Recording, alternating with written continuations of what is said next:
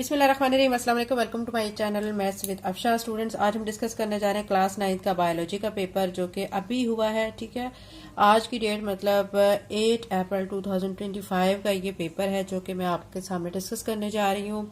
इस पेपर को अपलोड करने का मकसद ये है कि जो बच्चे अभी सेकंड एनुअल के पेपर देना चाहते हैं, जो सेकंड एनुअल में हैं, वो इन पेपर से काफ़ी कुछ सीख सकते हैं। और इसके अलावा जो 8 के बच्चे 9th में अभी आए हैं, तो जब उन्होंने पेपर देने हैं तो उनके लिए ये पास पेपर बहुत अहमियत का हामिल है उनके लिए। ठीक है, क्योंकि वो इस पास पेपर से बहुत कुछ सीख सकते हैं कि उनके पेपर का पैटर्न क्या होगा, किस तरह के क्वेश्चन होंगे और कैसे हमने अटेम्प्ट करने हैं। ये सब कुछ इसकी वीडियो के जरिए बच्चे बहुत आसानी से सीख सकते हैं। तो बायोलॉजी का पेपर डिस्कस करने जा रहे हैं। तो 65 मार्क्स में से आपको पता है कि 53 मार्क्स का ये आपका सब्जेक्टिव पेपर होता है। बाकी जो मार्क्स होते हैं 12 आई थिंक वो आपके होते हैं एमसीक्यूज के।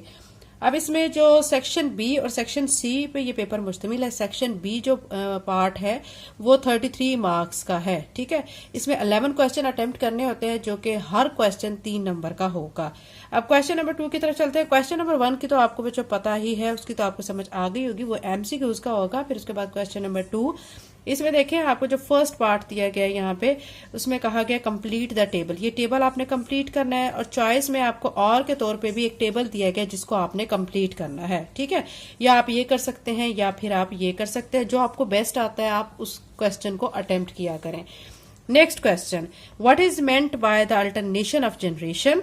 और में आपको दिया गया outline taxonomic hierarchy of the pea up to taxon phylum. ठीक है, नेक्स्ट पार्ट, इसमें देखें आपको कहा कि lipids contain double amount of energy than carbohydrates and protein why. और में आपको कहा गया how does palaeontology provide an evidence of evolution. Next question की तरफ चलते हैं। नेक्स्ट क्वेश्चन में आपको कहा गया है what is meant by metabolism, differentiate between catabolism and anabolism by examples. और में आपको कहा गया state any 3 points of theory of evolution propose by Darwin. यानी आपने 3 points of theory of evolution के पेश करने हैं जो कि किसने पेश की थी, डार्विन ने पेश की थी। नेक्स्ट क्वेश्चन की तरफ चलते हैं। कंपेयर, ठीक है, आपको देख सकते हैं डोमेन। अब आपने कंपेयर करना है डोमेन आर्किया को एंड यू बैक्टीरिया को। ठीक है, और उसके आपने कितने लिखने हैं, आप उसमें एनी 2 पॉइंट्स उसमें लिख सकते हैं। 2 पॉइंट्स के जरिए आप उनको कंपेयर कर सकते हैं। और नेक्स्ट में आपको कहा गया draw a label fluid mosaic model of cell membrane. आपने सेल मेम्ब्रेन का एक मॉडल जो है वो आपने बनाना है। नेक्स्ट क्वेश्चन की तरफ चलते हैं। Identify the event of meiosis shown in figure and briefly explain it. ये फिगर आपको दिखाई गई है, इसमें आपने डिस्क्राइब करना है कि जो इवेंट मियोसिस का है, ठीक है, उसको एक्सप्लेन करना है कि कैसे कैसे इसमें मियोसिस का प्रोसीजर चल रहा है। और में देखिए identify level of organisation in given sketch and enlist any 4 examples of that level of organisation. आपने क्या करना है, ये जो आपको फिगर दी गई है इसमें आपने आइडेंटिफाई करना है कि इसमें कौन सा लेवल ऑफ ऑर्गेनाइजेशन है। स्केच में आपने इस चीज को आइडेंटिफाई करने के बाद फिर आपने इसकी देखें इन लिस्ट एनी 4 एग्जांपल, यानी इस लेवल की फिर आपने 4 एग्जांपल्स भी आपने शो करनी है। Next question, how does meiosis contribute to genetic variation. Meiosis कैसे हिस्सा डालती है जेनेटिक वेरिएशन में।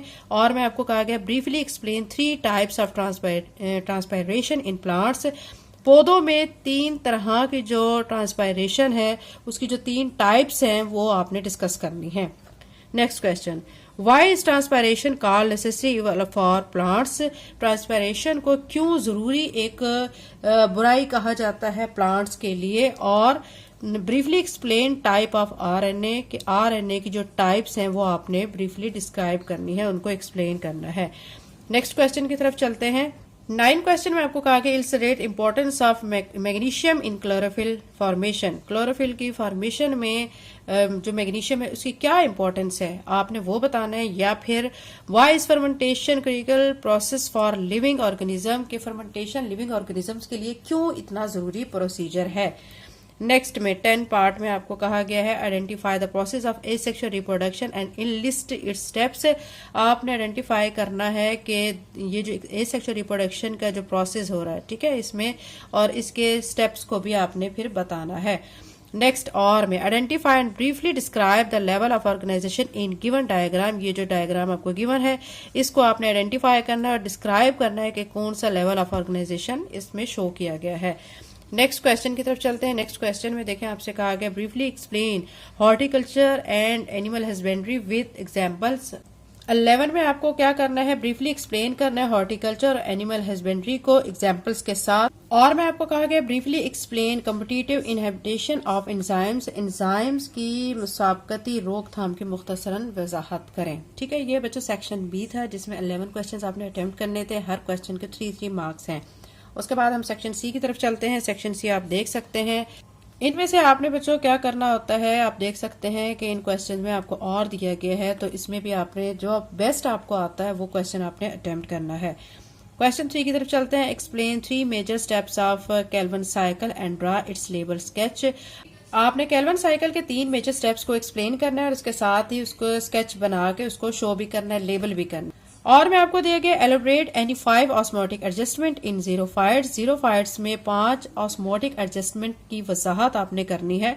Next question number 4, draw a cross sectional view of human stomach and highlight functions of epithelial, connective and nervous tissues of stomach. ठीक है, और मैं आपको कहा गया illustrate first 5 steps of scientific method used in solving a biological problem. ठीक है, biological problem को जब सॉल्व किया जाता है तो उसमें हम कौन से स्टेप्स को यूज करते हैं, जो साइंटिफिक मेथड है। ठीक है, उसमें 5 जो है फर्स्ट 5 वो आपने एक्सप्लेन करने हैं 5 स्टेप्स को।